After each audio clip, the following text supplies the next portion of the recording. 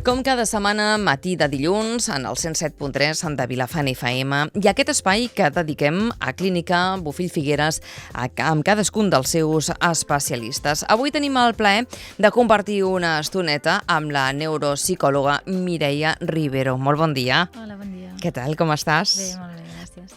Primer de tot, em sembla que el que toca és definir una miqueta què és això de la neuropsicologia, perquè hi ha molts noms, moltes indicacions i moltes vegades fins i tot nosaltres ens perdem, que per això hi sou vosaltres els especialistes per aclarir tota aquesta terminologia, Mireia. Doncs mira, la neuropsicologia és una disciplina de la psicologia que el que estudia és la relació entre el cervell i la conducta o el comportament dels pacients. És a dir, el que estudia és els efectes que una lesió en el cervell o un mal funcionament provoquen a 3 nivells del pacient. El primer d'ells és el nivell cognitiu, no? És a dir, a la memòria, en l'atenció, en el llenguatge. Un altre és a nivell emocional i, per últim, a nivell de conducta o de comportament.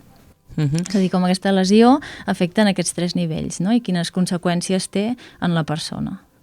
Qui és qui sol acudir a la teva visita? O sigui, quan es detecta, què? A casa? Què és el que veiem? Que nosaltres hem d'acudir amb algun especialista, en aquest cas, de neuropsicologia. Mireia. Doncs mira, jo tenc tant a persones adultes com a nens.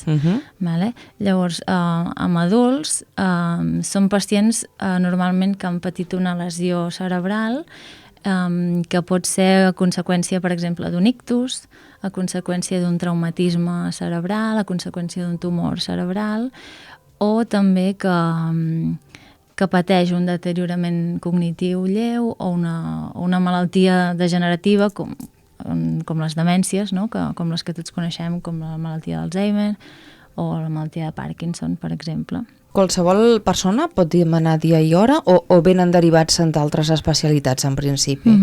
Normalment són pacients que venen derivats del neuròleg, que normalment venen del metge de capçalera, no? I el metge de capçalera deriva aquest pacient al neuròleg, que fa una primera visita, i és el neuròleg normalment el que decideix enviar-lo al neuropsicòleg, no? Que és el que fem nosaltres és una mica ajudar en el diagnòstic del neuròleg. De quina manera ajudeu en aquest diagnòstic? Quina és la valoració que feu o com ateniu aquests pacients que arriben a la vostra consulta? Doncs el que fa el neuropsicòleg és una exploració, no? En la que s'administren un seguit de proves, un seguit de tests, amb l'objectiu de determinar quina afectació cognitiva té aquell pacient.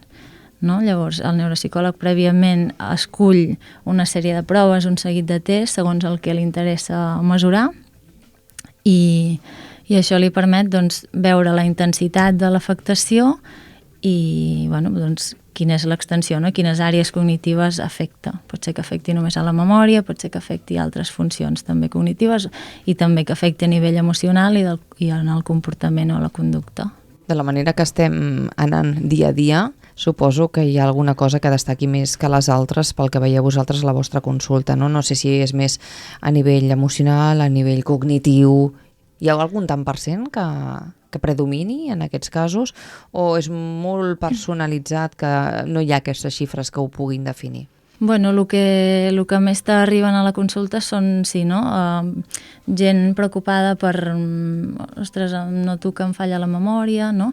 Llavors, com que també tothom coneix la malaltia d'Alzheimer, hi ha molta gent preocupada per això, no? A vegades sí que a través d'aquestes proves que comentem sí que veus que hi ha aquesta afectació, però a vegades molts cops només és, no? Aquesta preocupació que un mateix té, que fa que al final acabis, no? Creient una mica que tens aquest problema, però és dintre de la normalitat, no? Llavors està bé valorar-ho perquè això et permet dir, ostres, sí, doncs hi ha un problema i a partir d'aquí podem tractar-lo o no, simplement no hi ha aquesta afectació, sinó que un mateix també és el que li sembla, no, a vegades. Que moltes vegades també tenim tendència, no, a agreujar el que nosaltres tenim sense tenir cap mena de coneixement o simplement perquè ens han dit, ens han comentat i buscat informació per internet. Exacte. I potser no és la realitat ni molt menys, no? Però tenim aquesta tendència a autocastigar-nos d'alguna manera i a preocupar-nos abans d'hora i abans, sobretot, de posar-nos en mans d'algun especialista com vosaltres. Exacte,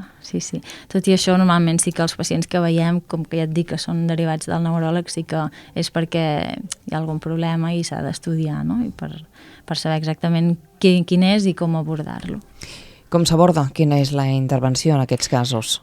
Bueno, doncs quan parlem d'intervenció parlem de dos conceptes. Un és l'estimulació cognitiva i l'altre és la rehabilitació neuropsicològica. L'estimulació cognitiva consisteix en el desenvolupament d'un seguit d'exercicis, un seguit d'activitats que tenen per objectiu millorar aquestes àrees cognitives afectades, no? Que s'han vist en aquesta exploració a través d'aquestes proves. Llavors, és això, no? Millorar l'atenció, millorar aspectes del llenguatge, aspectes atencionals, i aquesta intervenció va dirigida tant a persones sanes que noten una mica de pèrdua de memòria sense que sigui res patològic, com a persones que sí que tenen un diagnòstic, no? D'un deteriorament cognitiu o una demència. I l'altre concepte, que és el de rehabilitació neuropsicològica, sí que va una miqueta més enllà, perquè aquest va dirigit a pacients que sí que tenen, que han patit una lesió cerebral i inclou el terme anterior que dèiem d'estimulació cognitiva, que és el de treballar les funcions alterades, i a més inclou la intervenció en aspectes conductuals, no? Perquè a vegades no només afecta la memòria, l'atenció, etc., sinó que també afecta la conducta, no? Pot ser que els pacients presentin agressivitat o aspectes d'aquest tipus, i també s'intervé a nivell familiar, no? Perquè un problema així afecta tot el nucli familiar, i també, per últim, en la readaptació en l'àmbit professional, no? Si és el cas, o en l'àmbit social. Imagino que la consulta també heu de tenir molt en compte l'entorn familiar, no? I que moltes vegades hi heu de parlar sí o sí, perquè és importantíssim a l'hora de fer les valoracions i d'atendre aquest pacient, no? Sí, és molt important. En aquesta primera visita que fem, no, de valoració, sempre dediquem un moment a parlar amb la família, inclús sense el pacient a davant, no? Perquè és un familiar proper qui et podrà explicar, no? Tots els aspectes del dia a dia, no? Com funciona aquest pacient en el dia a dia, quines coses li costen més, quines coses no tant, que a vegades el propi pacient no sap o no t'explica, no? Clar, és el que t'anava a dir, moltes vegades el propi pacient per la mateixa malaltia no és capaç de definir o no se'n recorda o no té prou clar, no? Però la persona o els familiars que sí que conviuen diàriament amb ells tenen tota aquesta informació i més, no? I és important a l'hora després de tenir en compte la intervenció i els passos a seguir. Exacte, sí. Això és molt important perquè, de fet, com el pacient funciona en el dia a dia ens diu molt, no? I ens ajuda molt en el diagnòstic. Per exemple, una persona que és autònoma i és independent en el seu dia a dia, en les seves activitats de la vida diària, l'afectació no és tan gran com aquella persona que sí que té una dependència, no? Exacte, que té una dependència, que necessita supervisió i que requereix d'algú, no, al voltant que el controli tots aquests temes del dia a dia.